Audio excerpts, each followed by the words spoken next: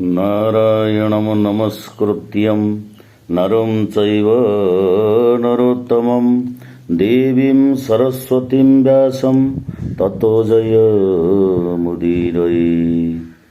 गीता हिंदू सनातन धर्मर परमशास्त्र परम ग्रंथ श्रेष्ठ ग्रंथ गीता गीता दर्शन शास्त्र महाभारत आनीत होइथिबा पवित्र गीता व्यासकृत गीता यार द्वितीय अध्याय प्रत्येक दिन गोटे गोटे श्लोक समीक्षा करिबा आलोचना करिबा। यह द्वारा श्रवण मात्र के मुक्ति अच्छी, पठन मात्रे मुक्ति अच्छी।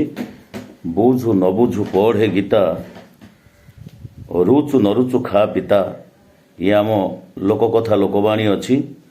सतरे स्वयं भगवान मुख निःसृत वाणी हूँ गीता। गीतार प्रथम अध्याय अर्जुन से विषाद जोग, द्वितीय अध्याय हूँ सांख्य जोग। प्रथम अध्याय अर्जुन से विषाद जोगरे प्रतिपक्ष सैन्य मान को देखी प्रतिपक्ष सैन्य मान भितर पितामह भीष्म, गुरु द्रोणाचार्य, कृपाचार्य एवं निजर बड़ बापा पुओ भाई मान रक्तर संपर्क भाई मान को देखी गीतारे प्रथम अध्याय अर्जुन दुखरे म्रियमाण बा भांगी पड़ी से आखि छल छल करी कांदी कांदी कहउछंती, हे सखा मु युद्ध करि पारिबी नाही। द्वितीय अध्याय से कांदिबा अवस्था रे द्वितीय सांख्य जोगर प्रथम श्लोक कहले तम तथा कृपयाविष्ट मस्रपर्णा कुले क्षण विषीदन्तमिदं वाक्य मुवाच मधुसूदन। तंग माने अर्जुनम,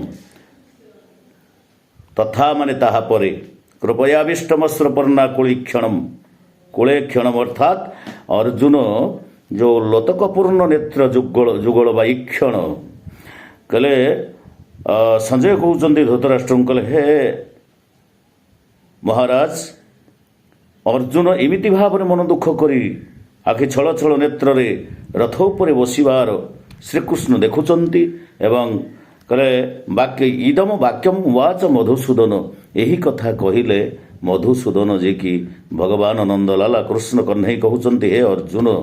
ता परवर्ती श्लोक रे कौन कहउचंती आमे जानिबा। सारथी कहिले ड्राइवर को बुझाया गया। अर्जुन रथर सारथी होउची कि ना भगवान कृष्ण। कहले सारथी आम साधारणतः गाड़ी जे चलाऊँ बर्तमान सी ड्राइवर आ गीतारे से नंदीघोष रथरे अर्जुनंकर सारथी होउचंदी भगवान कृष्ण। युद्धरे सारथी को रथ चालक बोली कहा जाए। रथ चालक रथीर निर्देश अनुसार रथ चलाए। प्रकृत रे न्याय संगत बा न्याय दृष्टि जी रथ चलाए ताको मालिक बा जे गाड़ी चलेबो ताको मालिक जो दिग को कहबो ए दिगे जीवा से दिगे जीवा एही जगह को जीवार अछि मालिकक निर्देश मानि रथ बा ड्राइवर चलेबा कथा। किंतु अर्जुनक रथर सारथी श्रीकृष्ण को अर्जुन से दृष्टि रे देखि नाहंती। से श्रीकृष्ण को विपदर बंधु उत्तम उपदेशदाता बोली विचार करी तांक मतामत को जानिबा को इच्छा करुछंती। जी आखिर लुह गड़े श्रीकृष्णंकर साहाय्य मागे श्रीकृष्ण तार दुखपूर्ण लोतक को सही पारती नाही। तांक हृदय तरली जाए। अर्जुन जेतेबेले श्रीकृष्णंकर सखा सेतेबेले सखार आखिर लुह को सही पारते किपरि।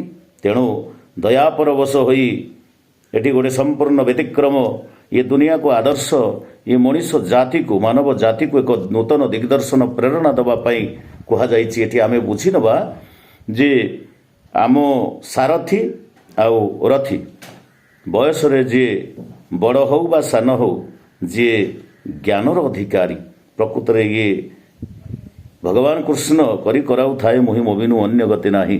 से सबु जानी शुणी करूचंती। एटी रथी भाव रे नियुक्ति देइचंती। रथी होउचंती अर्जुन, सारथी होउचंती कृष्ण। किंतु जड़े रथी जड़े महायोद्धा से आज शरणापन्न होचंदी भगवान कृष्ण को पाखरे विकल है। ये संसार मूल्य को बुझापी जार शक्ति नहीं, ये दुनियार विशालता आश्चर्य संसार को बुझार जार शक्ति नहीं, से गुरु रूप से व्याकुल हो चाहि रही निजर सारथी भगवान कृष्ण को। ये हूँ सांख्य जोगर द्वितीय अध्याय सांख्य जोगर प्रथम श्लोक। ताहापरे आमे द्वितीय ଶ୍ଳୋକରେ ବୁଝିବା ଶ୍ରୀ ଭଗବାନ ଅର୍ଜୁନକୁ କ'ଣ କହୁଛନ୍ତି ଯେ ଭୟ ବ୍ୟାକୁଳ ମନରେ ଆଖି ଛଳ ଛଳ କରି ନେତ୍ର ଯୁଗଳ ଲୋତକରେ ପରିପୂର୍ଣ୍ଣ ହୋଇଥିବା ଅର୍ଜୁନକୁ ତଂ ତଥା ମିଦମ ବାକ୍ୟମ ଉବାଚ ମଧୁସୂଦନ। ତାହାପରେ ଏହି କଥା ଅର୍ଜୁନକୁ ସେ କହିଲେ। ଏ ହେଉଛି ପ୍ରଥମ ଶ୍ଳୋକ। ତେଣୁ ପ୍ରତିଦିନ ଇଏ ସାଂଖ୍ୟ ଯୋଗର ଆଗେ ସମୀକ୍ଷା ଗୋଟିଏ ଗୋଟିଏ ଶ୍ଳୋକ ମୁଁ କରିବି।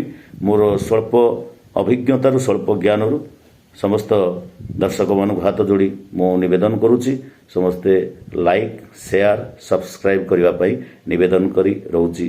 ଜୟ ଜଗନ୍ନାଥ, ଜୟ ଜଗନ୍ନାଥ, ଜୟ ଜଗନ୍ନାଥ।